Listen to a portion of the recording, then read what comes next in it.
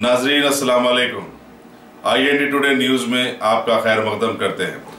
आइए देखते हैं ये तफसीलात। पल में वाक़े Rajiv Gandhi international cricket stadium के एक बाबू दाखिला को हैदराबाद के सपूत और रणजी ट्रॉफी के साबिक कप्तान MV श्रीधर के नाम मौसूम किया गया। IPL मैचेस के आगाज से कबल आज दोपहर हिंदुस्तानी क्रिकेट टीम के कप्तान MS धोनी ने इसका रस्मी इफ्तिताह किया और तमाम खिलाड़ी इसी बाबू दाखिला से स्टेडियम में दाखिल हुए। सदर हैदराबाद क्रिकेट एसोसिएशन G विवेक ने मीडिया को बताया कि श्रीधर, जिनका गुज़श्ता साल अक्टूबर में इंतकाल हो गया, हैदराबाद क्रिकेट एसोसिएशन के सेक्रेटरी भी रह चुके हैं और एसोसिएशन ने उनको खराज अक़ीदत पेश करने के लिए इस गेट को उनके नाम मौसूम किया है।